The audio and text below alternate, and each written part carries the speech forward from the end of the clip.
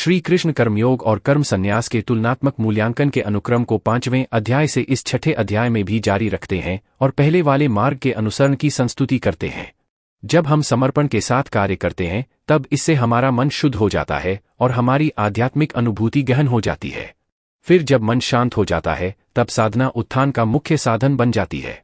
ध्यान द्वारा योगी मन को वश में करने का प्रयास करते हैं, क्योंकि अप्रशिक्षित मन हमारा बुरा शत्रु है और प्रशिक्षित मन हमारा प्रिय मित्र है। श्री कृष्ण अर्जुन को सावधान करते हैं कि कठोर तप में लीन रहने से कोई सफलता प्राप्त नहीं कर सकता और इसलिए मनुष्य को अपने खानपान, कार्यकलापों, अमोद प्रमोद और निद्रा को संतुलित रखना चाहिए। आगे फिर वे मन को भगवान में एकीकृत करने के लिए साधना का वर्णन करते हैं। जिस प्रकार से वायु रहित स्थान पर रखे दीपक की ज्वाला में झिलमिलाहट नहीं होती, ठीक उसी प्रकार साधक को मन साधना में स्थिर रखना चाहिए। वास्तव में मन को वश में करना कठिन है, लेकिन अभ्यास और विरक्ति द्वारा इसे नियंत्रित किया जा सकता है। इसलिए मन जहां कहीं भी भटकने लगे तब हमें वहां से इसे वापस लाकर निरंतर भगवान में केंद्रित करना चाहिए। जब मन शुद्ध हो जाता है तब यह अलौकिकता में स्थिर हो जाता है। आनंद की इस अवस्था को समाधि कहते हैं, जिसमें मनुष्य असीम दिव्य आनंद प्राप्त करता। इसके पश्चात अर्जुन उस साधक के भाग्य के संबंध में प्रश्न करता है जो इस मार्ग का अनुसरण करना आरंभ तो करता है, लेकिन अस्थिर मन के कारण लक्ष्य तक पहुंचने में असमर्थ रहता है। श्री कृष्ण उसे पुनः आश्वस्त करते हैं कि जो भगवत प्राप्ति के लिए प्रयास करता है, बुराई कभी उस पर हावी नहीं हो सकती। भगवान सदैव पूर्व जन्मों में संचित हमारे आध्यात्मिक गुणों का लेखा जोखा रखते हैं और अगले जन्मों में उस ज्ञान को पुनः जागृत करते हैं, ताकि हमने अपनी यात्रा को जहां से छोड़ा था उसे वहीं से पुनः आगे जारी रख सकें। अनेक पूर्व जन्मों से अर्जित पुण्यों और गुणों के साथ योगी अपने वर्तमान जीवन में भगवान तक पहुंचने में समर्थ हो सकता है। इस अध्याय का समापन इस उद्घोषणा के साथ होता है कि योगी भगवान के साथ एकीकृत होने का प्रयास करता है, इसलिए वह तपस्वी, ज्ञानी और कर्मकांडों का पालन करने वाले कर्मी से श्रेष्ठ होता है। सभी योगियों में से जो भक्ति में तल्लीन रहता है वह सर्वश्रेष्ठ होता है। परम प्रभु ने कहा, वे मनुष्य जो कर्मफल की कामना से रहित होकर अपने नियत कर्मों का पालन करते हैं, वे वास्तव में सन्यासी और योगी होते हैं, न कि वे जो अग्निहोत्र यज्ञ संपन्न नहीं करते, अर्थात अग्नि नहीं जलाते और शारीरिक कर्म नहीं करते। जिसे सन्यास के रूप में जाना जाता है वह योग से भिन्न नहीं है। कोई भी सांसारिक कामनाओं का त्याग किए बिना सन्यासी नहीं बन सकता। जो योग में पूर्णता की अभिलाषा करते हैं उनके लिए बिना आसक्ति के कर्म करना साधन कहलाता है, और वे योगी जिन्हें पहले से योग में सिद्धि प्राप्त है उनके लिए साधना में परम शांति को साधन कहा जाता है। जब कोई मनुष्य न तो इंद्रिय विषयों में और न ही कर्मों के अनुपालन में आसक्त होता है और कर्म फलों की सभी इच्छाओं का त्याग करने के कारण ऐसे मनुष्य को योग मार्ग में आरूढ़ कहा जाता है। मन की शक्ति द्वारा अपना आत्म उत्थान करो और स्वयं का पतन न होने दो। मन जीवात्मा का मित्र और शत्रु भी हो सकता है। जिन्होंने मन पर विजय पाली है, मन उनका मित्र है, किंतु जो ऐसा करने में असफल होते हैं, मन उनके शत्रु के समान कार्य करता है। वे योगी जिन्होंने मन पर विजय पाली है, वे शीतताप, सुख दुख और मान अपमान के द्वंद्वों से ऊपर उठ जाते हैं। ऐसे योगी शांत रहते हैं और भगवान की भक्ति के प्रति उनकी श्रद्धा अटल होती है। वे योगी जो ज्ञान और विवेक से संतुष्ट होते हैं और जो इंद्रियों पर विजय पा लेते हैं, वे सभी परिस्थितियों में अविचलित रहते हैं। वे धूल, पत्थर और सोने को एक समान देखते हैं। योगी शुभ चिंतकों, मित्रों, शत्रुओं, पुण्यात्माओं और पापियों को निष्पक्ष होकर समान भाव से देखते हैं। इस प्रकार जो योगी मित्र, सहयोगी, शत्रु को समदृष्टि से देखते हैं और शत्रुओं एवं सगे संबंधियों के प्रति तटस्थ रहते हैं तथा पुण्यात्माओं और पापियों के बीच निष्पक्ष रहते हैं, वे मनुष्यों के मध्य विशिष्ट माने जाते हैं। योग की अवस्था प्राप्त करने के इच्छुक साधकों को चाहिए कि वे एकांत स्थान में रहें और मन एवं शरीर को नियंत्रित कर निरंतर भगवान के चिंतन में लीन रहें तथा समस्त कामनाओं और सुखों का संग्रह करने से मुक्त रहें। योगाभ्यास के लिए स्वच्छ स्थान पर भूमि पर कुशा बिछाकर उसे मृगछाला से ढककर और उसके ऊपर वस्त्र बिछाना चाहिए। आसन बहुत ऊंचा या नीचा नहीं होना चाहिए। योगी को उस आसन पर दृढ़तापूर्वक बैठकर मन को शुद्ध करने के लिए सभी प्रकार के विचारों तथा क्रियाओं को नियंत्रित कर मन को एक बिंदु पर स्थिर करते हुए साधना करनी चाहिए। उसे शरीर, गर्दन और सिर को सीधा रखते हुए और आंखों को हिलाए बिना नासिका के अग्रभाग पर दृष्टि स्थिर करनी चाहिए। इस प्रकार शांत, भयरहित और अविचलित मन से ब्रह्मचर्य की प्रतिज्ञा में निष्ठ होकर उस प्रबुद्ध योगी को मन से मेरा चिंतन करना और केवल मुझे ही अपना परम लक्ष्य बनाना चाहिए। इस प्रकार मन को संयमित रखने वाला योगी मन को निरंतर मुझमें तल्लीन कर निर्वाण प्राप्त करता है और मुझे में स्थित होकर परम शांति पाता है। हे अर्जुन, जो लोग बहुत अधिक भोजन ग्रहण करते हैं या अल्प भोजन ग्रहण करते हैं, बहुत अधिक या कम नींद लेते हैं, वे योग में सफल नहीं हो सकते। लेकिन जो आहार और आमोद प्रमोद को संयमित रखते हैं, कर्म को संतुलित रखते हैं और निद्रा पर नियंत्रण रखते हैं, वे योग का अभ्यास कर अपने दुखों को कम कर सकते हैं।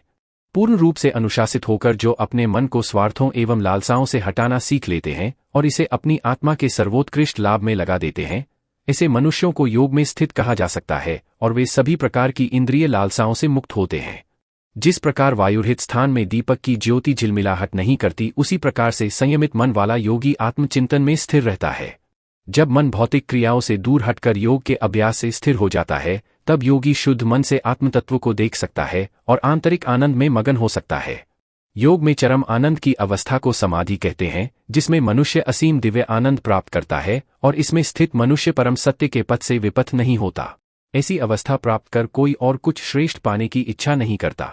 ऐसी सिद्धि प्राप्त कर कोई मनुष्य बड़ी से बड़ी आपदाओं में विचलित नहीं होता। दख के संयोग से वियोग की अवस्था को योग के रूप में जाना जाता है। इस योग का दृढ़तापूर्वक कृतसंकल्प के साथ निराशा से मुक्त होकर पालन करना चाहिए। संसार के चिंतन से उठने वाली सभी इच्छाओं का पूर्ण रूप से त्याग कर हमें मन द्वारा इंद्रियों पर सभी ओर से अंकुश लगाना चाहिए। फिर धीरे धीरे निश्चयात्मक बुद्धि के साथ मन केवल भगवान में स्थिर हो जाएगा और भगवान के अतिरिक्त कुछ नहीं सोचेगा। जब और जहां भी मन बेचैन और अस्थिर होकर भटकने लगे, तब उसे वापस लाकर स्थिर करते हुए भगवान की ओर केंद्रित करना चाहिए। जिस योगी का मन शांत हो जाता है और जिसकी वासनाएं वश में हो जाती हैं एवं जो निष्पाप है तथा जो प्रत्येक वस्तु का संबंध भगवान के साथ जोड़कर देखता है, उसे अलौकिक आनंद प्राप्त होता है। इस प्रकार आत्मसंयमी योगी आत्मा को भगवान में एकीकृत कर भौतिक कलमश से मुक्त हो जाता है और निरंतर परमेश्वर में तल्लीन होकर उसकी दिव्य प्रेममयी भक्ति में परम सुख प्राप्त करता है। सच्चा योगी अपनी चेतना को भगवान के साथ एकीकृत कर समान दृष्टि से सभी जीवों में भगवान और भगवान को सभी जीवों में देखता है। वे जो मुझे सर्वत्र और प्रत्येक वस्तु में देखते हैं, मैं उनके लिए कभी अदृश्य नहीं होता और वे मेरे लिए अदृश्य नहीं होते। जो योगी मुझमें एकनिष्ठ हो जाता है और परमात्मा के रूप में सभी प्राणियों में मुझे देखकर श्रद्धापूर्वक मेरी भक्ति करता है, वह सभी प्रकार के कर्म करता हुआ भी केवल मुझमें स्थित हो जाता है। मैं उन पूर्ण सिद्ध योगियों का सम्मान करता हूं जो सभी जीवों में वास्तविक समानता के दर्शन करते हैं और दूसरों के सुखों और दुखों के प्रति ऐसी प्रतिक्रिया व्यक्त करते हैं जैसे कि वे उनके अपने हों।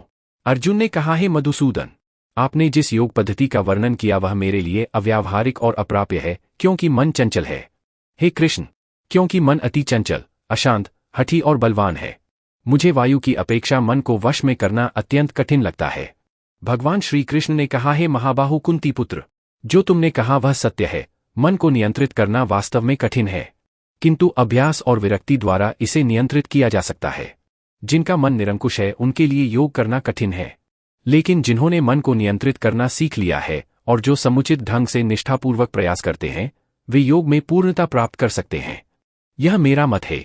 अर्जुन ने कहा, हे कृष्ण, योग में असफल उस योगी का भाग्य क्या होता है जो श्रद्धा के साथ इस पथ पर चलना प्रारंभ तो करता है, किंतु जो अस्थिर मन के कारण भरपूर प्रयत्न नहीं करता और इस जीवन में योग के लक्ष्य तक पहुंचने में असमर्थ रहता है। हे महाबाहु कृष्ण, क्या योग से पथ भ्रष्ट ऐसा व्यक्ति भौतिक एवं आध्यात्मिक सफलताओं से वंचित नहीं होता और छिन्न भिन्न बादलों की भांति नष्ट नहीं हो जाता, जिसके परिणामस्वरूप वह किसी भी लोक में स्थान नहीं पाता? हे कृष्ण, कृपया मेरे इस संदेह का पूर्ण निवारण करें, क्योंकि आपके अतिरिक्त कोई अन्य नहीं है जो ऐसा कर सके। परमेश्वर श्री कृष्ण ने कहा, हे पृथापुत्र, आध्यात्मिक पथ का अनुसरण करने वाले योगी का न तो इस लोक में और न ही परलोक में विनाश होता है। मेरे प्रिय मित्र, भगवत प्राप्ति के मार्ग पर चलने वाले को बुराई पराजित नहीं कर सकती। असफल योगी मृत्यु के पश्चात पुण्य आत्माओं के लोक में जाते हैं। अनेक वर्षों तक वहां निवास करने के पश्चात वे पृथ्वी पर कुलीन या धनवानों के कुल में पुनः जन्म लेते हैं, अथवा जब वे दीर्घकाल तक योग के अभ्यास से उदासीन हो चुके होते हैं, तब उनका जन्म दिव्य ज्ञान से संपन्न परिवारों में होता है। संसार में ऐसा जन्म अत्यंत दुर्लभ है।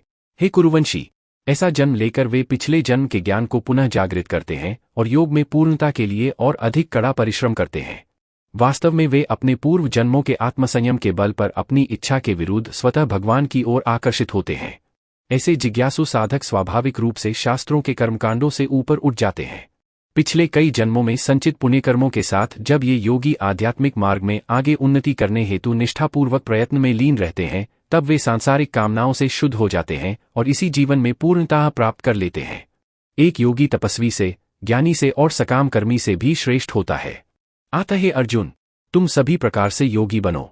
सभी योगियों में से जिनका मन सदैव मुझ में तल्लीन रहता है और जो अगाध श्रद्धा से मेरी भक्ति में लीन रहते हैं, उन्हें मैं सर्वश्रेष्ठ मानता हूँ।